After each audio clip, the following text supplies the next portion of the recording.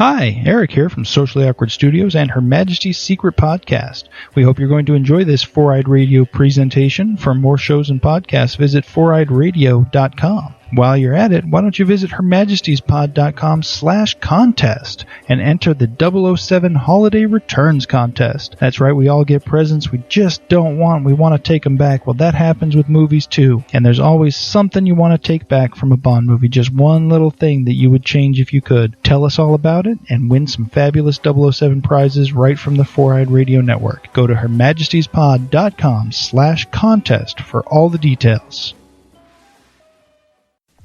Starfleet Escape Podcast. Prepare for launch in 3, 2, 1. Enjoy the ride. Welcome to the Starfleet Escape Podcast on the Four-Eyed Radio Network, where we escape into the Star Trek universe. This is episode number 49 and is being recorded on October 17th, 2014. Today's topic, Helm Officers. I'm Aaron. And I'm Eric. This episode is brought to you by Raven Designs, illustration and design that fit your personality. For samples and inquiries, visit ravencruise.com. So how are you this evening, Eric? I am well this evening. It's been a rough week, work-wise. That's unfortunate. I'm hoping that it gets better for you. Thank you. I don't know if it will, but we'll see. We need to keep the faith. A faith of the heart? Yes, some may say. I'll keep trekking on. Good. How are you? Not bad. Just turned 31 on Monday. Happy birthday. A very happy birthday. Thank you. I bought some Star Trek stuff. What did you buy? I bought a Bajoran phaser, but I forgot. I also purchased, not this last weekend, but the weekend before, some Star Trek Hot Wheels. Oh, wow. Okay, yeah, I've seen those in stores, like based off the original series, right? Yeah. So I got 4 of the 6. I haven't been able to find Spock or McCoy, but I have Kirk, Sulu, Uhura, and Scotty. Nice. Yeah. So do you like them? Yeah, I haven't. I'm not going to open those up. Right. But those are cool. And, they're actual vehicles with those characters kind of like on a sticker, I guess, on them. Yeah, like it's not really sticker, but like it's painted on. So it's like, Yeah. They did something similar for Power Rangers last year. They had Power Ranger Hot Wheels. And Hot Wheels has been doing a lot of these character lines lately, especially with comic books, too. Right. Yeah, I've seen some of those because I've been to a few stores looking for the other 2 that I'm missing, and I saw a ton of different ones from comic books. So you're missing Spock and Sulu? Spock and McCoy. Oh, McCoy. Yeah. Well, that's part of the triumvirate. You have to. Well, I'll look out for them for you. Thank you.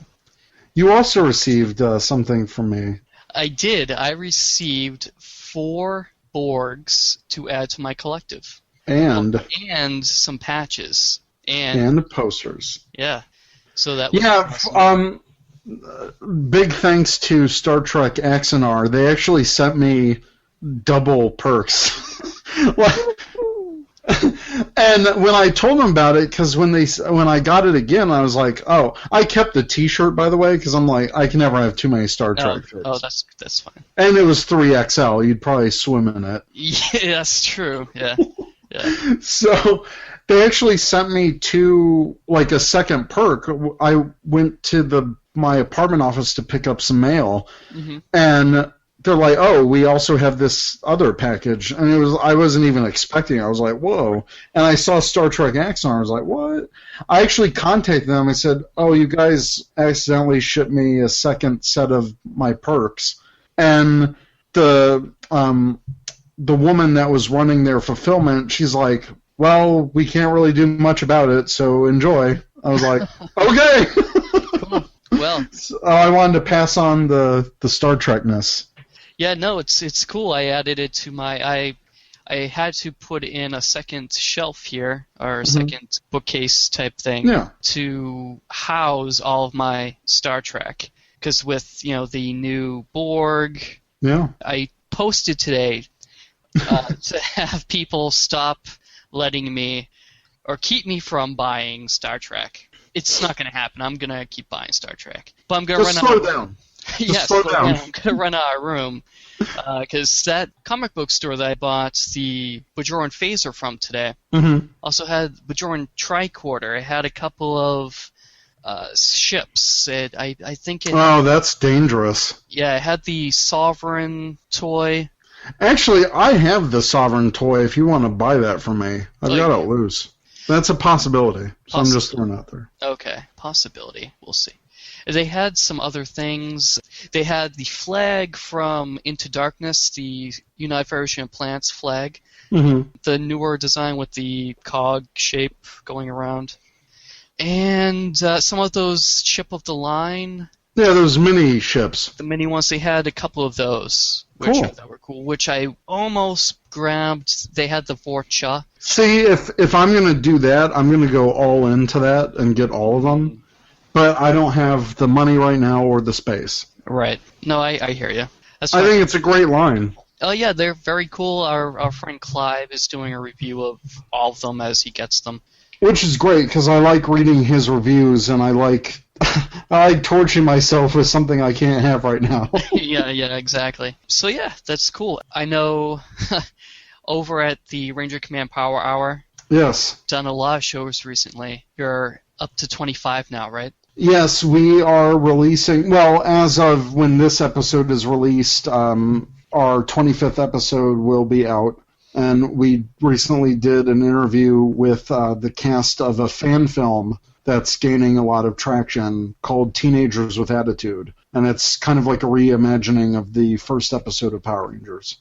Well, that's cool. Did they go through Kickstarter, or was that... No, actually, this first one was made on a budget of $500. Oh, no, that's not bad at all. And it looks amazing. The person who created it was the writer, director. He did all the effects. He did a lot of stuff. And I guess for their second episode, quote-unquote, they're actually going to do a Kickstarter. But I think they've got like 50,000 views right now on YouTube. Wow. So, yeah. That's awesome. Well, I'll have to check them out. And you also got some Party City stuff. Oh, yeah, I did. I got some Party City stuff as being a member of the Power Force, which is Saban Brand's kind of marketing initiative. They pick some of the quote-unquote most knowledgeable fans. And they kind of sent out a prize pack with Party City stuff, so you can get all your Power Ranger Halloween goodies at Party City. That's awesome. Did you post the picture? Or are you going to post a picture on of you in that costume on the Ranger Command Power Hour? I already posted it on my Twitter, which I think is enough. Okay. Yeah, it's, and then I also did a video review where I embedded those. Okay, yeah. I embedded those pictures, but they went by in a split second. Oh, okay. So, that's probably why I missed it. Yeah, like it was literally blink and you miss it. It was one of those like subliminal things. So I was also I don't want people looking at those pictures longer than they have to.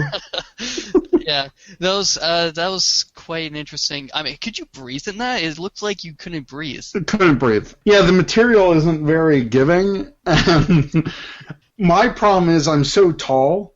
That I almost had to dislocate my shoulder just to pull the thing over my shoulder. Mm-hmm. And so it comes with like a hood that serves as the mask. But my glasses were like at the mouth level of where the thing is. So it looked like the head was like this big, and it was... Right. Could you see? That's the thing. On the packaging it says, it's a material that you can easily see out of. Bullshit. Because I couldn't see crap. Anyone fully wearing that is almost blind. Mm. So I didn't really say that in my review. See, the packaging says, easily see and breathe through. No! The picture looks nothing like... Well, look, they've got the real guy on the corner showing you how bad this really is. Yeah. You want to look like this, but you're going to look like this. Or in my case, not good at all. Yeah. Well, I look forward to listening to your... Oh, great. Well, thank you. That's enough plugging. Let's get to the news. The news. So, at Destination Star Trek 3 in London passed just last weekend, I believe.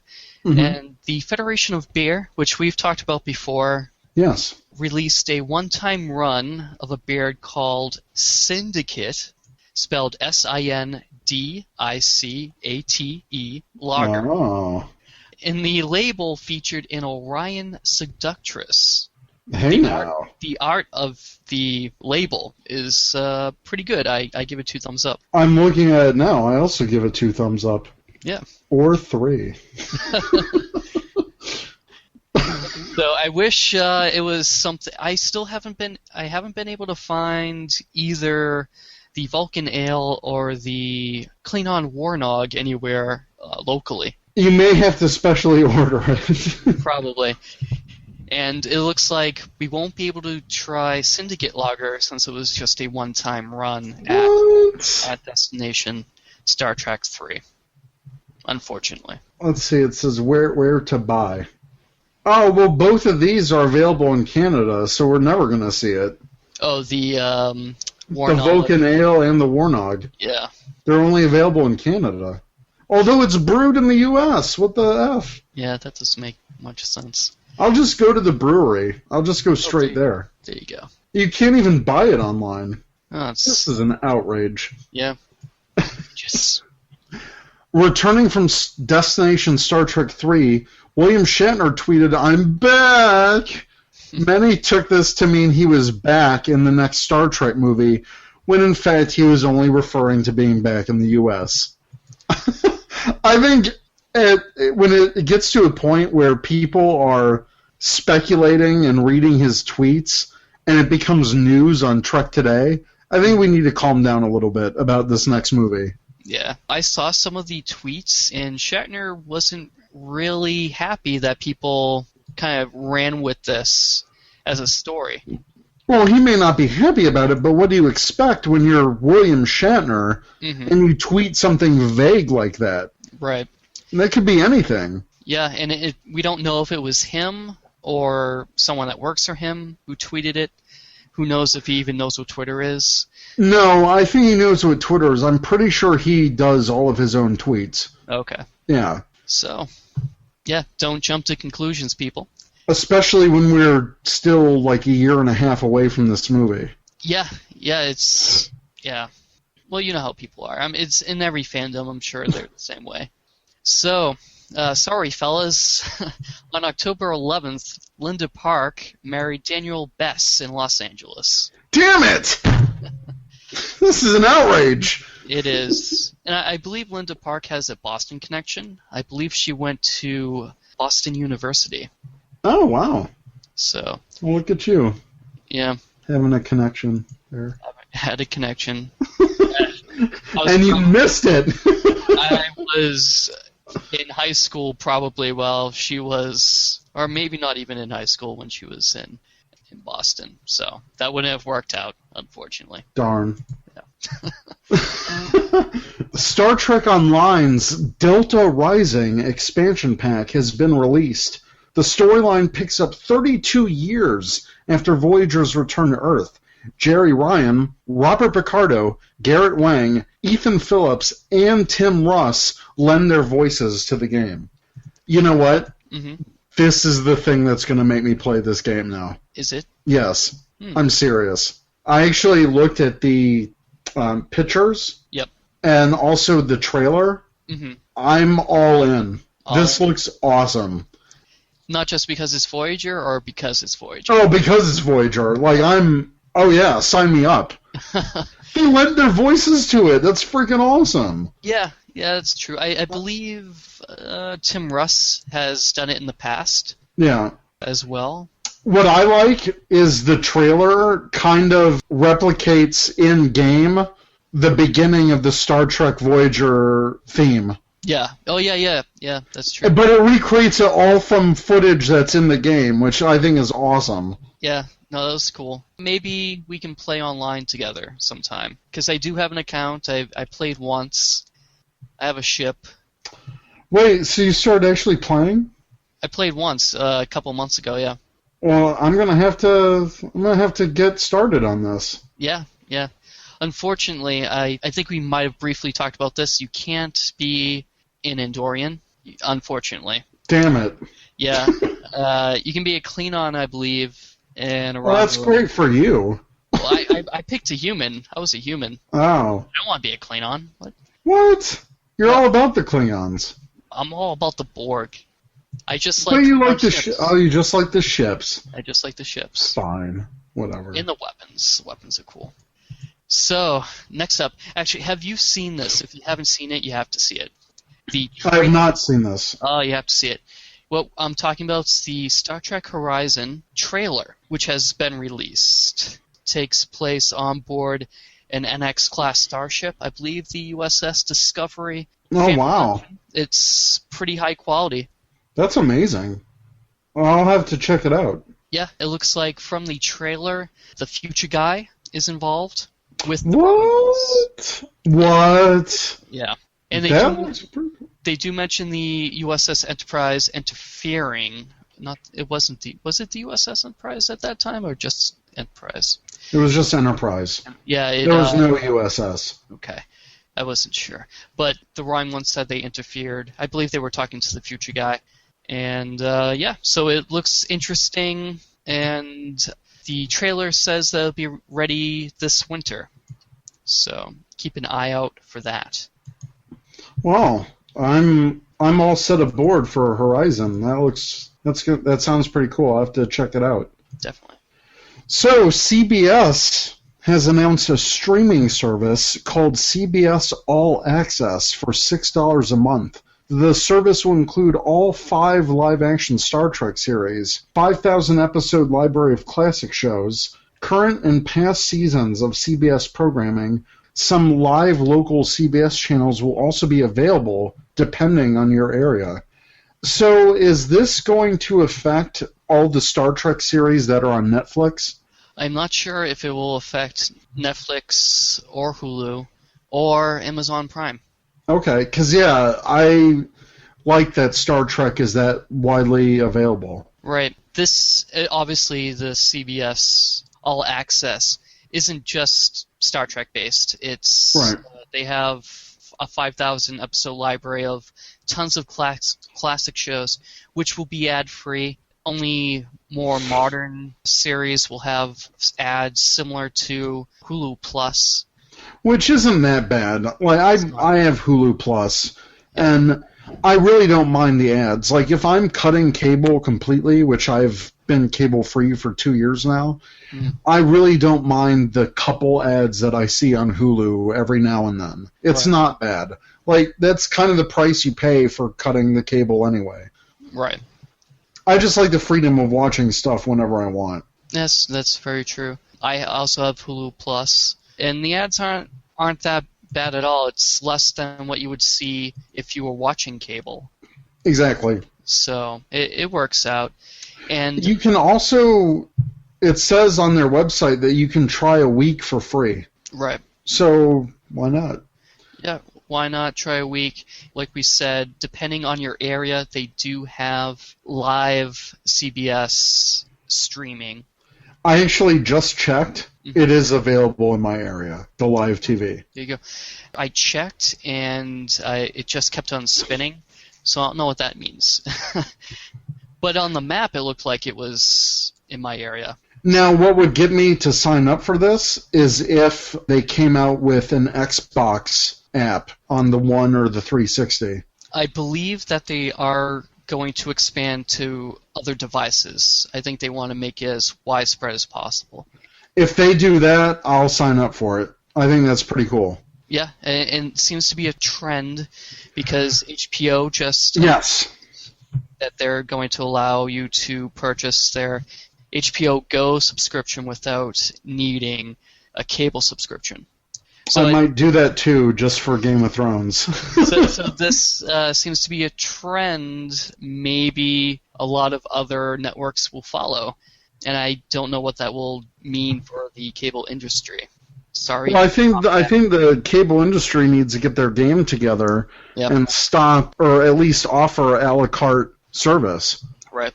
I mean, let's pick what we want to see, but I don't think that's going to happen anytime soon. So, Next up, Garrett Wang tweeted today, so it's official, after experiencing shortness of breath while flying to Hong Kong and Taipei the next day, I have pneumonia.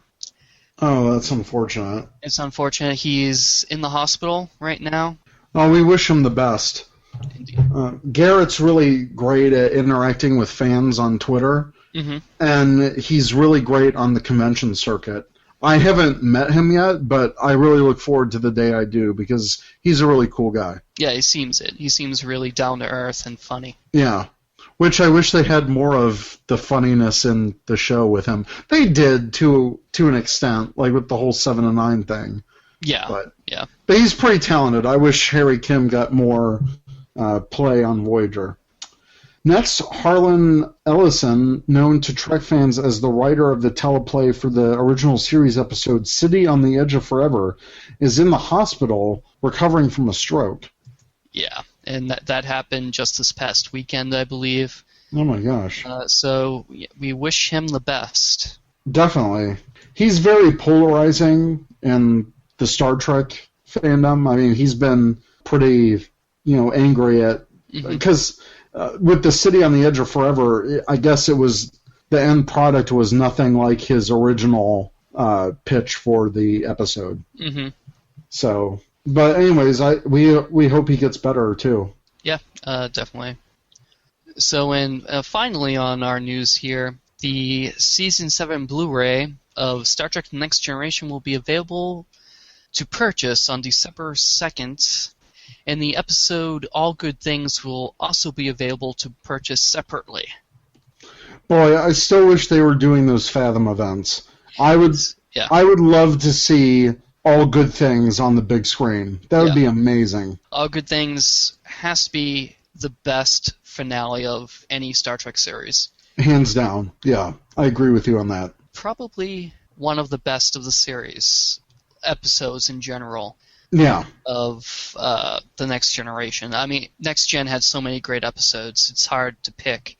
But that one, it really ended with a bang. Yeah. I'm glad one of the special features is about the making of the episode, too. Yeah, it's always... That's cool. If you have Netflix, they have this episode, All Good Things. Yep. And they also have Journey's End, the making of Star Trek The Next Generation, the last episode in the queue. Oh, I didn't know that. Yeah, so have... Oh, I'll have to check that out.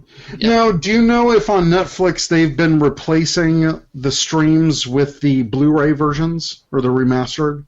They haven't, and I know Hulu had at least up to Season 2. I don't know if they've continued to update their streams or not, though. I'll have to check on that. But they had up to Season 2 remastered? Yeah, yep. Oh, wow, okay. Well, because I would love to buy these Blu-rays. They are just so expensive. You're paying almost $100 or more per season. Yeah. It's ridiculous. Yeah, and as you can see back here, I have on DVD The Next Gen. Oh, man. So you'd be double dipping. Yeah, it wouldn't make sense. Yeah. But, I mean, they're beautiful. I do have Best of Both Worlds Blu-ray of the remastered Blu-ray of that episode. I have the Blu-rays for the original series. I've got all those Blu-rays. Okay. Because that was only because Amazon had this, amazing deal last year. Mm-hmm. And I was able to pick up all those seasons for, I think it was $25 or something. It was ridiculous. That's not bad, yeah. Yeah, and I was like, woohoo! But what I like about the Blu-rays, at least on the original series, and I don't know if they're doing this for the Next Gen, but they have the original broadcast episode and the remastered version. Oh, that's cool. So I would hope that these Next Generations have the same, but I don't know because I don't collect them. Yeah. But if you've collected them, let us know. That would be cool. Yeah, please do. So that does it for the news this week. So let's move on to the Would You Buy It? Eric, would you buy? No. No? I'm going to say no on this one. Okay. I would say probably I would probably get this. So what are we talking about? Metal Earth model kits, which will be available November this year via Entertainment Earth. The first 4 sets of these metal kits include the Klingon Bird of Prey, the original series Enterprise, the Klingon Vorcha, and the USS Enterprise NCC 1701D. And they kind of they're cool. They're little metal model kits that like you snap together and make a ship. And it's all in metal. Metal, yep. Yeah, I don't know. For me, I don't have the time to assemble model kits now. Oh well, it's very small and. And that's the thing. They're too small. I don't know. Oh, okay. To me, it's not worth it. They come in 2 sheets. Yeah, and you pop the pieces out and you bend it, and yeah. I'm not very enthused about this product. And there are very little products on this show that I've said I wouldn't buy it. That's true. That's very true. I've seen Star Wars ones. Actually, I just saw some Star Wars ones at Bed Bath & Beyond, of all places. What? And I was like, oh, okay, so maybe they'll get them here. I only want the Klingon Vorcha, just because I don't have the Klingon Vorcha. Do you need to say it like that? Is it Vorcha? Vorcha? Yeah, Vorcha. Vorcha. I think that's how I'm pronouncing it. Vorcha. It's the Vorcha. If any Klingon speakers out there can help me with the pronunciation, please do. I believe it's Vorcha. Okay. Emphasis on the cha. I think the price point is okay, like $12. That's not bad. But for me, that's $12 I could be spending on something else that's not this. That's true. I don't know. I'm just not a fan. I think if you're going to do a model kit, you get like a nice big one and you assemble it, and I don't know. I think this would make like a good stocking stuffer. Oh yeah, for kids, this is great as a stocking stuffer. I think that would be great if they're into Star Trek and modeling. Oh yeah, give them this. Yeah. So this will be something that we'll mention on our shopping guide, the holiday shopping guide. We're totally stealing that idea for Ranger Command Power Hour. I saw a post, which is cool. I'm cool with that. I'm going to give you props though. Oh, okay. And when we do that. Thank you. I appreciate it. I won't forget you. So there we go. We get no and a probably yes for at least one of them for the Vorcha. Vorcha. Just Vorcha. All right. So let's go into the topic of the show, the helm officers. According to Memory Alpha, the helmsman, or helm officer, was the Starfleet crew person who operated the helm console on 23rd century Federation starships. The helmsman of those vessels worked in concert with the navigator, who plotted the ship's course. On the USS Enterprise, the helmsman controlled both the speed and attitude of the ship, as well as the ship's weapons and shield systems. Other spacefaring services use the term helmsman. Also, the 22nd century Earth Starfleet, for one, but it isn't clear if it's the same relationship with a navigation console, since vessels like the NX-01 Enterprise had a single helm station. By the 24th century, the helm and navigation stations became combined as the flight controller position, also referred to as the con.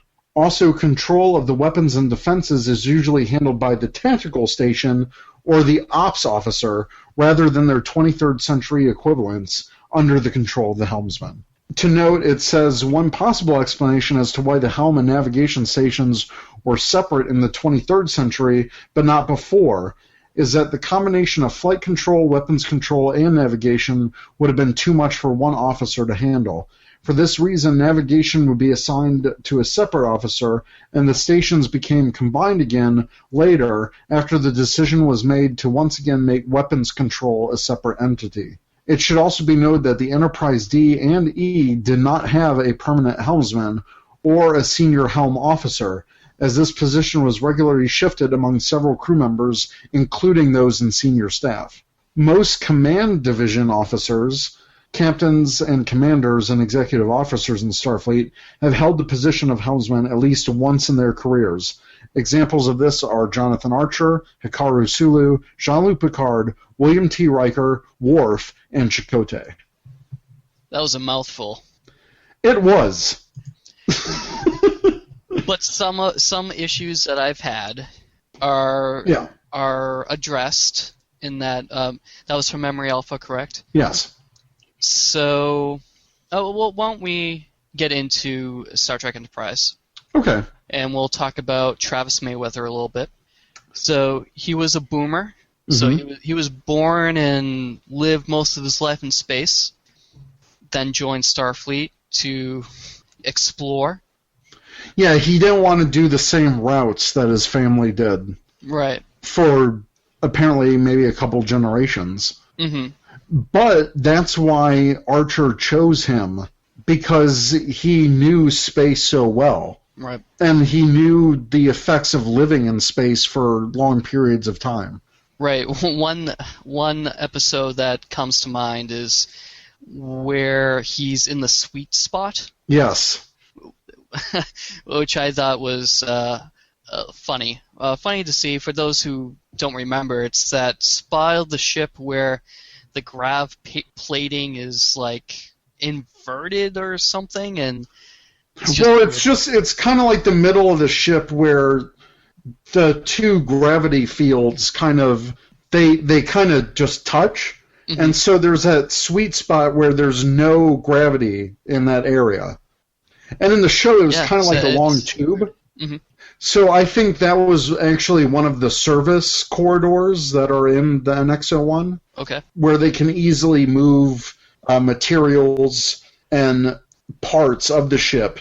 Doug Drexler, he's the person who designed the Enterprise and was very specific with all the ship's functions. He's actually mentioned that that was probably one of the service corridors where they can move big pieces of machinery, and it was a variable gravity area, so they could move large pieces of equipment more easily. Well, that makes sense. So Mayweather was in that sweet spot where there's actually just zero G. That's pretty cool. But I guess a lot of ships at that time had it, at least his own ship that he was on, because he knew of a sweet spot. Yeah. And one of the things that you mentioned from that Memory Alpha article, how the helmsman and navigator seem to be one position. Yeah. Which makes sense to me. If you're going to be flying, you might as well be plying the course. Exactly. Yeah. So, and I liked the design of that helm station because it echoed some of the design elements from the original series with that little round... It's kind of like that round plotting station, and they had, it kind of looked like a radar, kind of a sensor sweep type of thing. Right. Yeah, I thought that was really cool. Yeah, I thought that was cool. And Travis seemed to be a decent helm officer. I don't think he had any issues. Yeah, and he always was able to pilot the ship even through the most dangerous conditions. Mm-hmm. And he made that ship do things that other people were like, whoa. Like, It got him out of a few dangerous situations. Also, Travis, because he was the most experienced pilot, and he also piloted the shuttle on most of the away missions. Right, that's true. That's a good point, too, to make. Yeah, because sometimes a lot of these helm officers do double duty in piloting the shuttles as well, at least on important away missions. Right. And you also see them, at least in the original series, Sulu would accompany the away team when they're beaming down to the planet, which I found odd, seeing that he was just the helm officer, and I guess tactical officer, if we go by the definitions set out in Memory Alpha. So actually, let's jump into the original series. Okay. Where we have the position divided into two, where we have the helm officer and the navigation officer. Yes. So Chekhov was the navigator. Mm-hmm. It varied during the original first season, Mm-hmm. since we didn't have Chekhov, I believe, until season 2. Right. So there were many officers that served that navigator role in the first couple seasons. And then we have Sulu, which drove the ship and controlled the weapons, which I always thought was weird. Eric and I, we grew up with The Next Generation. Yeah. Right? So those positions were always separate. And then when I go back and watch the original series and see that it's combined into one, it doesn't make sense to me. I don't think they controlled the weapons so much as coordinating with the... well, they kind of coordinated with the tactical deck, because even Kirk could go like, oh, fire phasers, and, that would send the relay signal to, where they launched the missiles and stuff, the torpedoes. Right. So you're thinking that maybe... I think he was signaling the captain's orders to that deck. Mm-hmm. But because he was also piloting, I think he might have been doing the target acquisition as well. Okay. Since he was plotting the ship and knew where all the enemies were, he could easily transfer that positioning tactical or to the controllers, the torpedo controllers. Mm-hmm. And that's the thing. He kind of had like a thing that Spock did. He had that viewer on the side. Mm-hmm. So I think that's exactly what it was for, is for target acquisition, and he relayed that to the other officers. Okay. I can buy that. I buy that. I'd buy that for $1. So Sulu's probably the most famous of our helm officers. Yes. And rightfully so, since he was the first. Well, I think he was also one of the best. Mm-hmm. I think he handled his job in all kinds of incredible situations that the Enterprise encountered. I mean, for God's sakes, the ship was grabbed by like a giant hand in one episode. Right. You gotta control that. That's a good point. Did you have any favorite moments of Sulu? I'm trying to think of... I mean, when I think of Sulu, I don't necessarily think of him as the helmsman, but as the captain of the Excelsior. Yeah, I mean, I don't know. When I think of Sulu, I think of him more as the original series, as the navigator. Okay. Of course, his character really broke out in Undiscovered Country with the Excelsior, and I think it was a position that he deserved. I mean, it was great to see him advance to captain and command his own ship. I think it was well earned. Definitely. I associate Sulu more with the original series more than the movies, even though the movies gave him more to do. And there was still great comedy there, too, especially in the fourth movie. Right. But in the fourth movie showed us he could pilot a Klingon ship with no problems. He could pilot any Starfleet ship. Mm-hmm. I think he was very... Helicopter. Yeah. Yeah, even being able to pilot a helicopter, which, the technology is outdated, but he was able to figure it out. Mm-hmm. He's very smart in that way as well. Right. You have to be really technical to be, I think, in navigation, because you're basically, or being the helmsman, you're controlling a massive ship going at warp speeds. There has to be some fine calculation there as well, and mental discipline, which I don't think a lot of these shows address. I think if you're a helmsman or a helms officer, you would have to have like this spatial awareness, right, to think in 3D and to calculate everything on the fly. Right. So I think next to the science officers, the helmsmen also have to be really smart in terms of their proficiency at controlling a ship. Right, and that might be why many of them end up becoming commanding officers, because they know the ship so well. Right. You have to have such a working knowledge of the ship. Not just technically, but if you think about it, they would have to coordinate with engineering. And they would also have to know a lot of science and math and theories behind the propulsion of the ship to know what to do in any situation. Right. So yeah, I think it's no surprise why so many captains maybe started their careers as helmsmen. Mm-hmm. But that's an interesting thing. Why helmsman? Why is that placed in the command role, I guess? I don't know. We have Archer, who was a pilot, and he was a test pilot for the NX series. Right. So, I don't know. That's something to ponder. Yeah, I'm not sure why it's put into that division. We have NASA astronauts, at least originally, were all test pilots. And when they pilot the shuttles, or when they did pilot the shuttles, they were usually commanders of the mission as well. Right, I remember in Apollo 13, at least. And that's based on real-life events.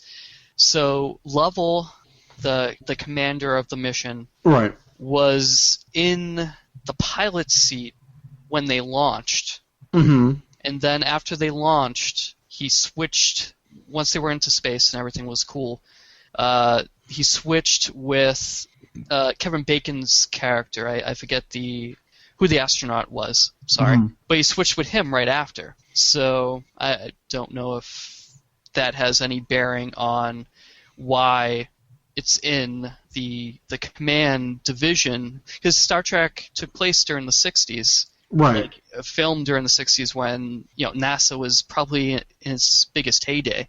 Yes. So I think maybe Gene just took elements from that and put them in. Interesting. Yeah. But yeah, I really like Sulu. He's a really cool dude. Yeah, definitely. So next we have oh my. Ilea, the Navigator. She was Navigator in the motion picture. So I think she was Dalton? Is that right? Yeah, she was Dalton. That species was bald, but they were highly sexual, and in order to become Starfleet officers, they had to have a vow of celibacy, I believe. Yes, an oath of celibacy. Yes. Yeah, so that's interesting. So we didn't actually see her pilot or navigate, that much in the movie because no, we didn't. She ends up dying and is replaced with a robot. Her status is missing. Yeah. Missing. Missing in action. Missing in action, but she's replaced on board the Enterprise with a robot facsimile. Facsimile. Yeah, that. A fake. It's a fake. It's a fake. And you could tell she was fake because she had like a little glowing amber light in her neck. Yes. That was the only way she could tell she was a robot. Yeah. So we can't really speak too much about her abilities. But she was nice to look at. She was definitely nice to look at, even with her bald head. Which the actress actually shaved her head for the role. Yeah. She was a model, correct? Yes. Persis, I'm going to screw up the last name, but Persis Kambata. Mm-hmm. Unfortunately, she passed away in '98, but she was an Indian model and actress. She was from Mumbai. Okay. Yeah. At 15 in 1965, at the age of 15, she was Miss India and participated in that year's Miss Universe pageant. Nice. Yeah, so she started working internationally in film. She started in the motion picture. But she was originally going to be in Star Trek Phase 2. Okay. Yeah. Interesting. So that would have been a more recurring role for her. Correct. That would probably have worked out better for her than just being in one movie. But I guess she didn't find much of a career. Yeah, she had her head completely shaved for that role. That's dedication. That's real dedication. Yeah. And that's the thing. There's pictures of her like before and after, and she just had like these long, flowing locks of black hair. And it's like, whoa, like she was completely dedicated to the role. Yeah. Which I think is really cool. Yeah, definitely. I don't know if I would have shaved my head for a role. You know what? I would shave my head for a role in Star Trek. I'm like, oh, you need me to be a male Delton? Yes. I will do. Just remember, you have an oath. Hey, if freaking J.J. Abrams comes up to me and like, hey, Eric, you can be in Star Trek 3. We'll make you a background extra. We're going to give you the role of a Delton. You've got to shave your head. I'll be like, oh, I'll already have the buzzer in my hands, like shaving it off. I would do it. Or you could be some weird android with a bald head. Hey, if being bald gets me into the next Star Trek movie, I'll do it. Okay. We'll start a writing campaign. Please don't. Or maybe, if I don't know. Next, we have Valeris, who was the helm officer in Star Trek 6, The Undiscovered Country. Valeris. Yeah, so Kim Cattrall Yes. played her, and that movie was one of my favorite movies, Star Trek 6. Oh, mine too, definitely. And her role was spectacular, because it wasn't just she's replacing Sulu. She was a major player in the whole movie. Yeah, and the conspiracy that took place in that movie. Right, exactly.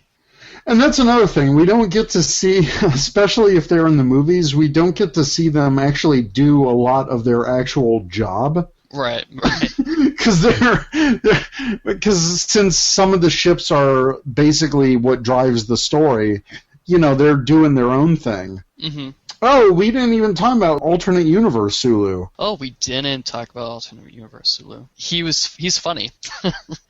I do think he's funny. I like that in the first movie, I don't think it was incompetence that he couldn't get the ship started. I think that he was just so excited to be on the Enterprise. Mm-hmm. It was just like weak knees, essentially. He was just stumbling. Right, because he was replacing someone that was sick. Right. So I think he was a good choice. John Cho. John Cho, yeah.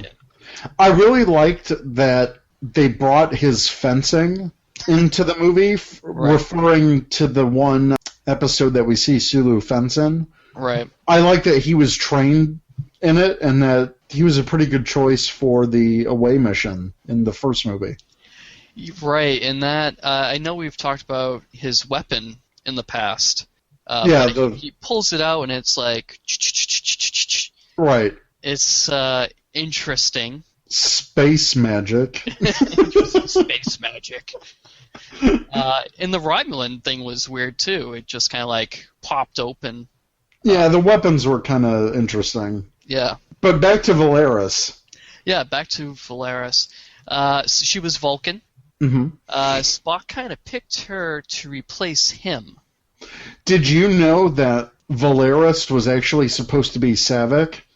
Oh, yeah. But they had to replace the actress because Kirstie Alley declined to return. And Nicholas Meyer was not a fan of Robin Curtis's portrayal, who portrayed Saavik. So, yeah. So, originally it was supposed to be Saavik, but I'm glad that they changed it to Valeris because it preserves Saavik's character and that she's not a traitor. Right. Although we have several traitors in that movie. Yeah, we do. With Cartwright, for one. The guy who plays Odo is also in this movie as a colonel, Colonel West, and he was in on the conspiracy as well. So he had a lot of... I don't want to turn us into a Star Trek 6 conversation, which I could do. But yeah, so that was an interesting character.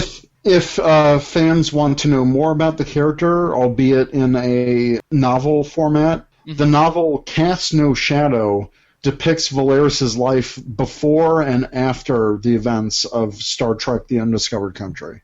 That'd be interesting to see what happens to her after the fallout.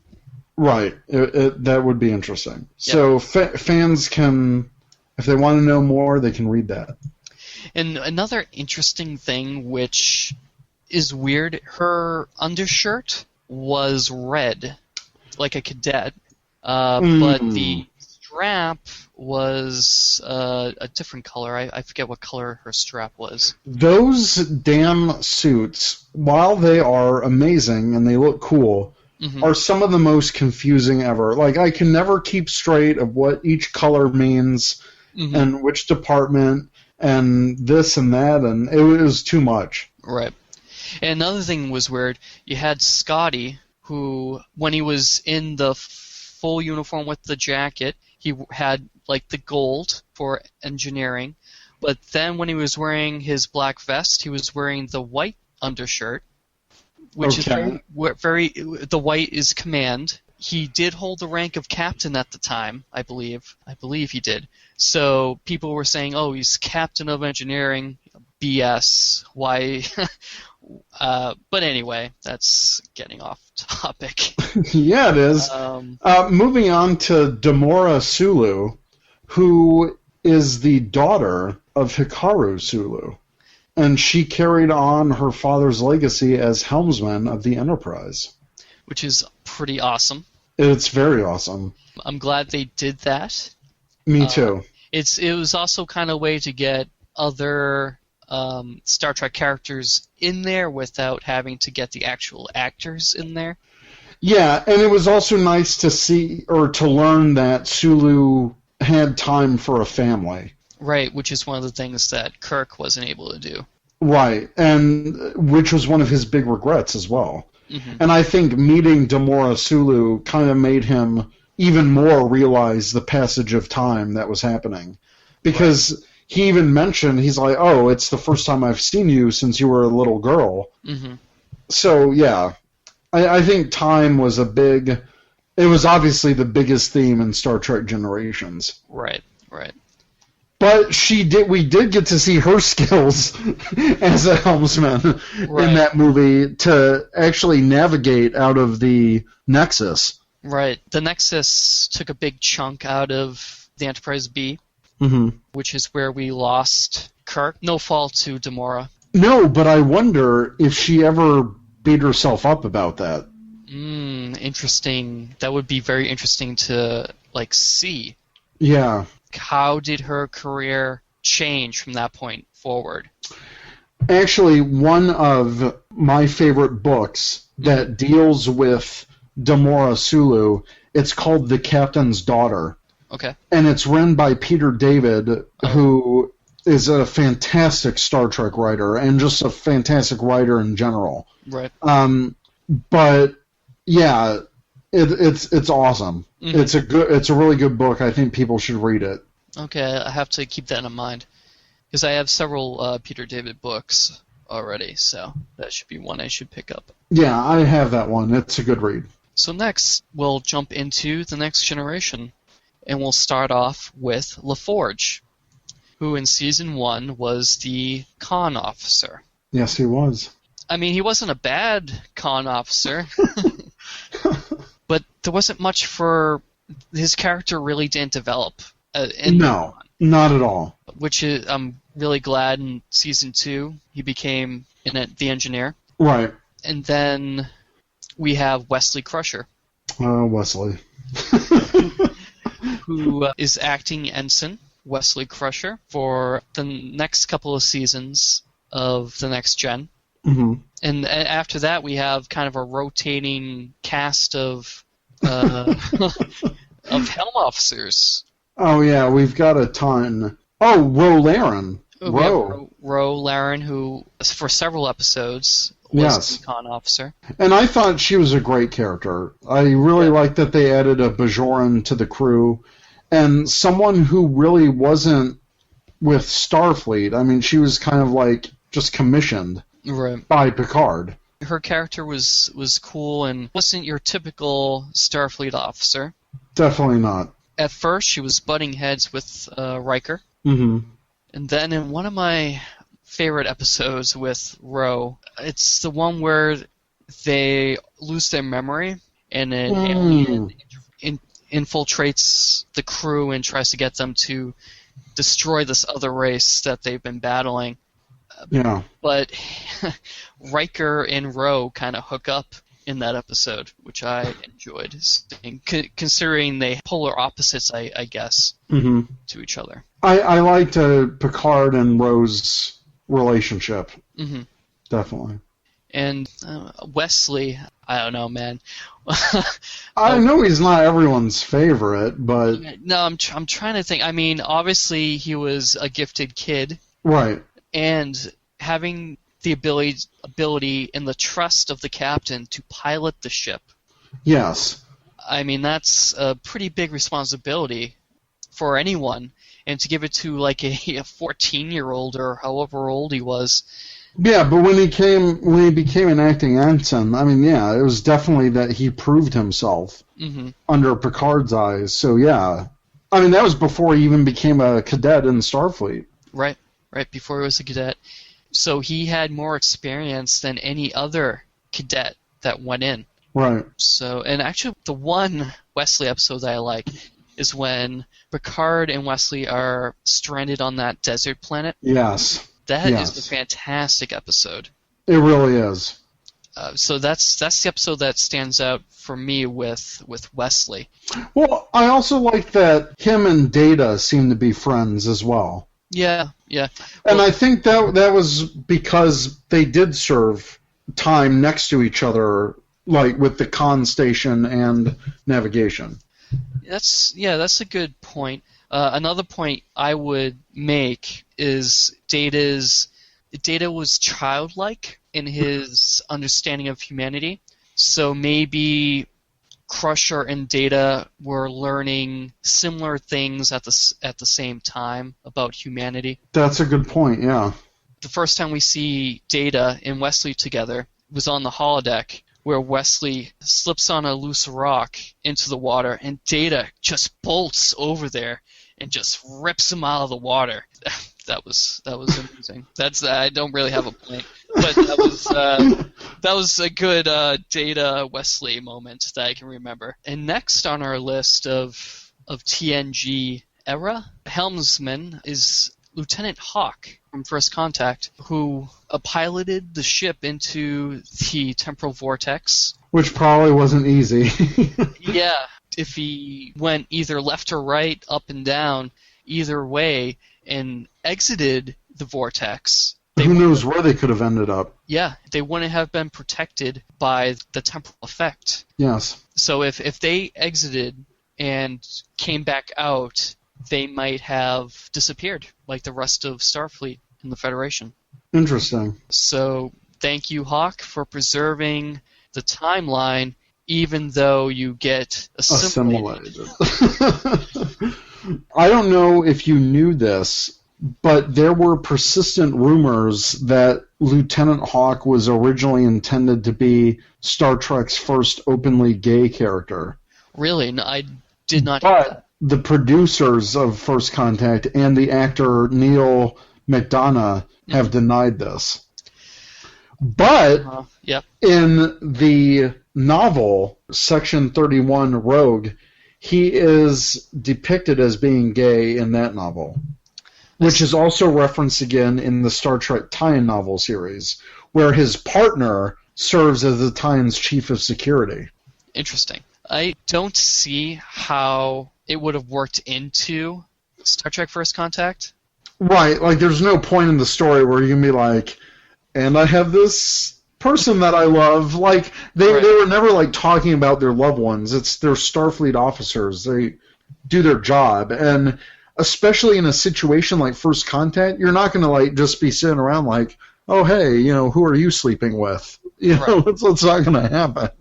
Yeah. So that would have been interesting if Hawk wasn't assimilated. I can see that popping up in the next movie, Star Trek Insurrection. Why not? Might. Who knows? Yeah. I really liked Hawk, and I like the actor. I like Neil McDonough. He's been in a lot of great stuff. More recently, he was in the Avengers as one of the Howling Commandos. And he just reprised that role in the second season opener of Agents of S.H.I.E.L.D. Okay. Which I'm a big fan of. But yeah. I haven't seen... I want to, I just haven't. But no, I would have loved to have Hawk not be assimilated and then flown off into space. Right. What a way to go. Well, if you're going to go out, you go out with a bang. I guess so. Yeah, that's that. Moving on to Deep Space Nine. This is mainly referring to the Defiant, since Deep Space Nine is a space station. Yeah, you can't navigate a space station, although they did move it a few times. That's true, but Chief O'Brien was the one to do that. Quote-unquote piloting it, yeah. Yeah. But we did have, I don't mention it here because there was a wide variety of episodes that had the runabouts, which at the beginning of the series was the only way to get from here to there and to get the crew members off of the ship, the space station. But those were mainly piloted by senior officers. Right, yeah. You don't see, like, Ensign Smith piloting. Ensign Joe Smith. Like in The Next Generation, where we have a ton of random ensigns. Random ensigns. You have senior officers doing. Granted, the runabouts are a smaller ship, so you're not going to have a whole crew with you. Right. But I guess everyone is at least trained in how to fly them. Yeah. Whereas I think a starship is much more specialized than a shuttlecraft. Right.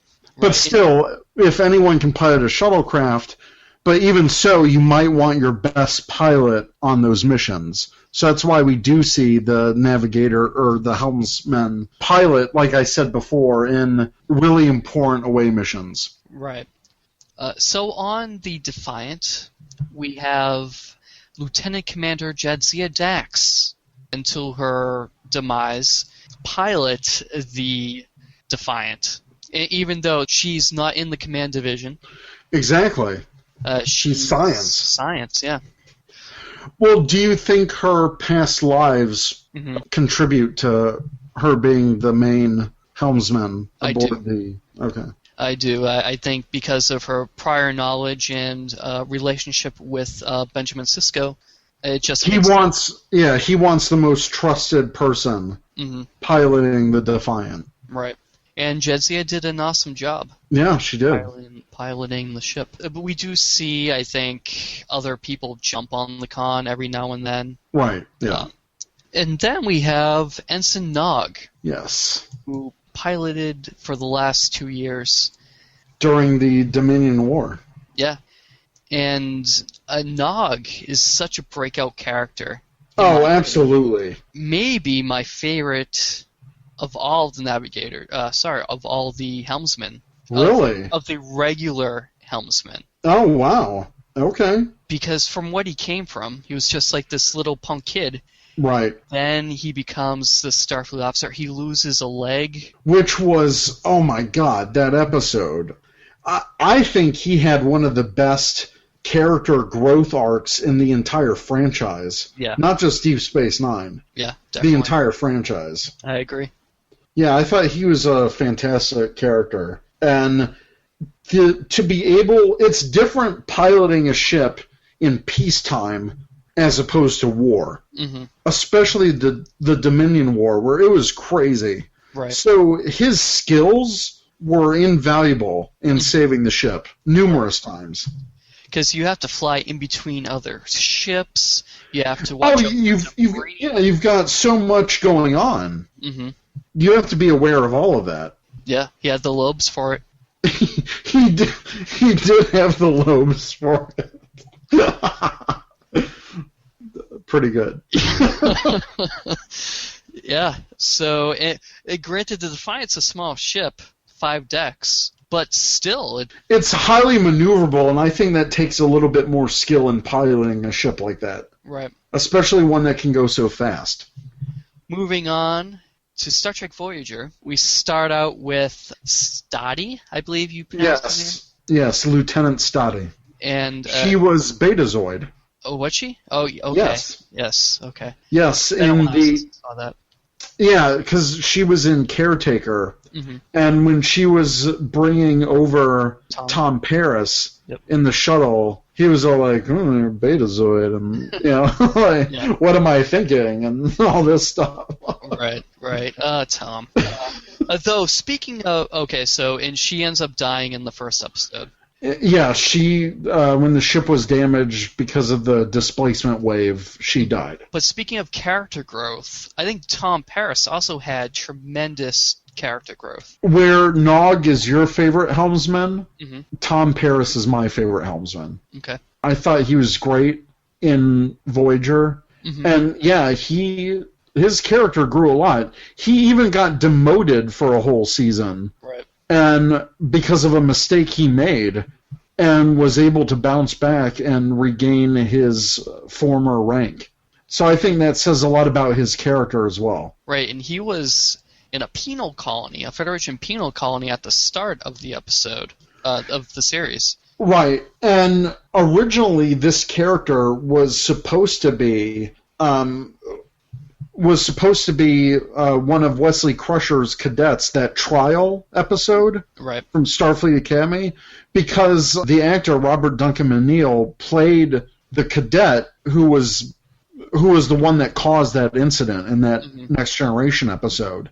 Right. So the character of Tom Paris, that was actually supposed to be that character from the Next Generation, which is why he's in the penal colony, because he's serving for what happened during the Wesley Crusher incident. But I guess because they would have to pay the writer of that particular Next Generation episode royalties if they used that character's name throughout all of Voyager, so they decided to go the cheaper route and keep the actor but change the character. Right. They should have just subtly changed a vowel in his name or something.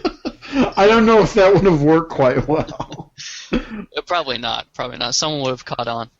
But, yeah, early on in Voyager, he was neither Starfleet or Maquis. Right. So he could actually sympathize with both sides. Maybe the Maquis a little more.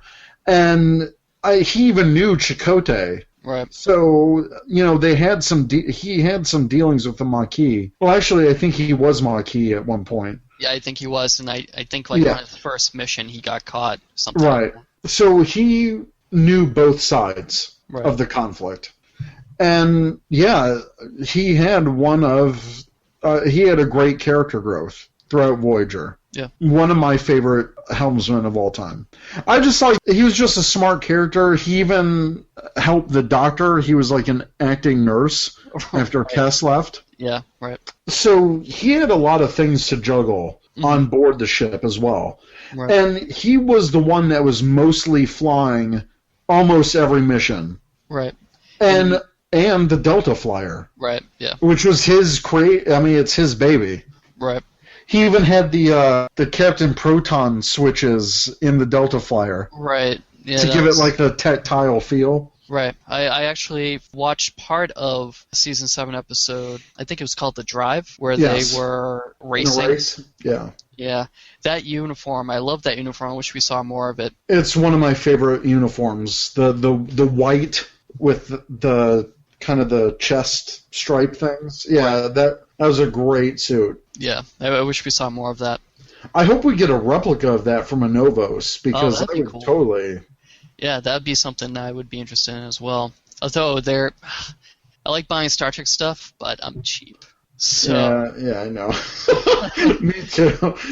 Man, some of those props and stuff, it's crazy. Yeah, if I could, man, I'd buy everything. Also, his dad, we didn't mention this, but his dad was an admiral in Starfleet. Right. So he also had a lot to live up to as well. Right. So there was that pressure, which I thought added another layer to his character that I appreciated. Yeah, definitely. Moving on, we have the subspace channels, so frequencies open. This week's question, who is your favorite helm officer? So we got a ton of answers. A ton? A ton. A ton of answers, so let's get to it. So from Google Plus. Oh. Ulf Hansen, I almost hate to say it, don't much like his character, but the officer I'd feel most comfortable having at the helm, which wasn't really the question, would be Tom Paris. I like his character. I have to disagree with Ulf there. Next we have, I'm guessing this is not... This has to be fake. His name's Joe Blow. It says, TNG, I had a crush on Ensign McKnight, and she deftly maneuvered the Enterprise through those pockets of null space in the episode In Theory.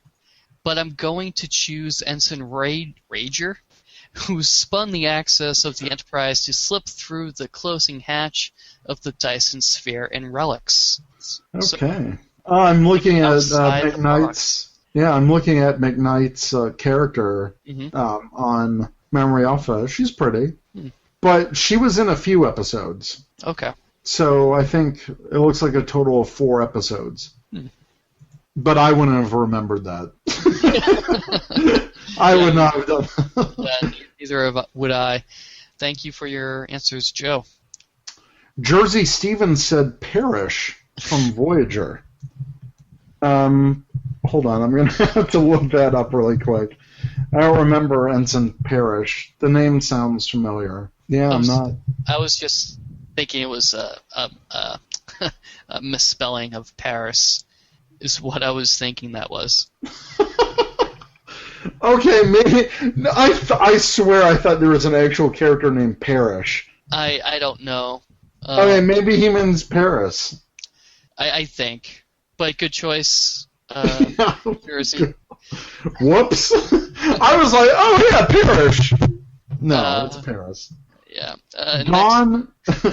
Don Gilbert said Commander Riker did a fairly nifty job maneuvering the Enterprise through the briar patch and making the most of the scoop using a manual stick control in Star Trek Insurrection. I think it was that movie. Well, you would be correct. Right. A lot of people didn't like the joystick, though. Yeah, I personally did not like the joystick. I didn't like it just because it was like, oh, we have to have more tactile control. Like, come on. Yeah. We've seen people command or control these ships with like freaking button presses and doing all this crazy crap. Right. And then we get a joystick? Like, come on. Well, the Enterprise NX-01 kind of had a joystick little thing. But it was only used for like minute maneuvering. Because it like came out of the console and Ensign Mayweather had to do it a few times. Right. But I wouldn't think that the Enterprise E has this freaking thing that comes out of the middle of the bridge like, hey, here's the joystick, woo! Yeah, why wouldn't it be attached to the helm console? I don't know. But, that being said, all things aside, I do think the Riker maneuver was a good maneuver. Oh, yeah. Yeah, no, I agree. It's very creative. I just wish they didn't use a freaking joystick to do that. I think whoever wrote that was like, oh, you know what would be really awesome? A joystick. And everyone was like, yeah, man, that's awesome. We should do that. And then they did it. Never seen in Star Trek. Yeah. I don't like that as much as I don't like the seatbelts in Nemesis. Yeah. Or the new movie. Oh, yeah, in the new movie I don't like them at all. Moving on. Yeah. Jerry Mayel said Sulu Hikaru, one each native human. No one said thrusters at station keeping, sir, better. I agree, I guess. Yeah, Hikaru Sulu is pretty good. Yeah, Sulu's cool. Next we have Sean Saint. I also hate to say it, but Tom Paris... Why do you hate to say it? Tom Paris was good. Was billed as a truly gifted pilot. From the way it was talked about, Tom was the Starbuck of the Star Trek universe. I wish they did more to establish that, but that is my problem with Voyager in general. So many good ideas and concepts, but a lot of WTF with the execution. Whoa. Okay. Sean is like officially on my crap list. I agree with you, Sean. Thank you for your answer. No! Damn it. Voyager forever! Use the journey. Yes. Malk Engelsey said, Defo Paris for me too. Bad boy turned good, all due to him being the best pilot. Yes! Gotta like the bad boys. Lots of Paris love, which is nice. Yeah. Next we have Harold Hirsch. Why do you make it more complicated? You're like, Harold Hirsch. I don't know. Harold Hirsch said. I like that guy who would always repeat the headings and warp levels and occasionally said things like, "Sir, the engines aren't responding." Which one was that? Winky face. Yeah. Oh my gosh. Carrie Knupp said, Paris, then Sulu. Love Paris love. I'm actually surprised. I'm not. He is the best. Next we have Aaron Darkwood, who says Dax because she's been overlooked and flew some pretty tight maneuvers in the Defiant. I agree with that. Yeah. She can fly tight maneuvers around me any day. I mean, what? Adrian Parsons said Demora. Yeah. Adrian Parsons said Demora Sulu, the actual next generation. That's true. That's a good point. Yeah. She was literally the next generation of the original series. True that. I would have liked to have seen an Enterprise B movie. I want to see a freaking Captain Sulu series. People have been petitioning that for years. Yeah. That would have been interesting. Imagine having her be his helm officer. Say what? Whoa, just blew my mind. Next from Facebook, we have Eric Larson Kim Brow Jr., epic name, who says Ensign Rowe. Another Eric Extreme. I love the name Eric Extreme. That's what they call me on weekends. Eric Extreme said, Lieutenant Junior Grade Sam Lavelle from the episode Lower Decks of Star Trek Next Generation. He reminds me of myself attempting to work my way up the ranks in the chain of command for the company that I'm being employed by. He also has my jovial personality while remaining a seemingly sensitive person. Lower Decks overall was a great episode. It was.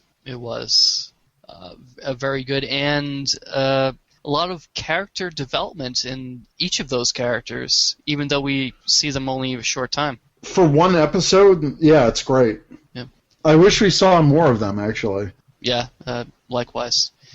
And next, it's the first an Instagram response. What? From the insane Robin, who also says Paris. Yes! But that is a biased opinion because this is the host of a Star Trek Voyager podcast. It's not biased. Everyone loves Paris. Even people who don't love Voyager like Paris. I suppose. So whatever, man. On Twitter, @Lamberti Anthony said, "Does LaForge count? I know it wasn't long for him, but I would say him." You can definitely say LaForge. Yeah, definitely. Like we mentioned, there wasn't much going on in his character at the helm, but when he was there, he did a good job. He did. He's a much better engineer, though. Oh, much better. Yeah. I don't know how that... Best career move ever. How do you connect that? Yeah, I don't understand how that works. But, yeah.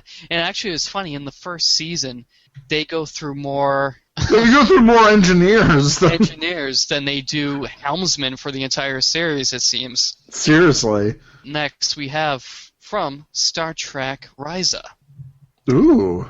Andreas Butcher Mac. I can't read. Said Travis Mayweather because he is the pioneer.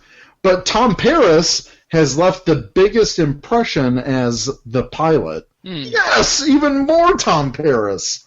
Yeah. John Hell Peters says, I completely agree with that. Travis was the guy who made it out there first, but Tom Paris left that impression that he was the pilot, as you said. Our good friend of the show, Clive Burrell, said, "Ooh, good question. I'll stick with Sulu on this one, although I was tempted to go with Dax or Nog for a curveball on the Defiant. Not a big Paris fan. Well, you're in the minority here. Mayweather was a bit wet, and Wesley or Geordie weren't spectacular. Yeah. Sulu was the original and set the standard." Yes, very good points there. Next, Andreas replies to Clive, I can follow your thoughts, but I do not want to make it as easy to me. Sulu is a good choice. I decided against Sulu because Mr. Takei has set the standards for us, but Mayweather and the generations before Sulu have set the standards for Starfleet. This is my very personal opinion. I wanted to explain in more detail. It's not my intention to change your mind. Very polite. Indeed. Thank you for being a polite Star Trek fan. Indeed. And I know we said your favorite pilot was Tom. Yes. I said my favorite regular pilot was Nog. Okay. But my favorite pilot is Archer. Oh, from First Flight? Yes. Yeah. He even got the flight jacket. Yeah. The one that's that Anovos made. Right. Yeah, so that's my choice. And that episode, First Flight, it was very the right stuff? Yes. Type of thing? Yes, definitely. It was very much like the right stuff. Yeah, it definitely echoed that, test pilot mentality from the 60s. Oh yeah, definitely. It was a good episode. I liked it a lot. And finally, do you know what puts my quantum state into flux, Eric? I have no idea, but do I want to know? I think you do. Okay. Whatever happened to the Soliton Wave project? Was it abandoned?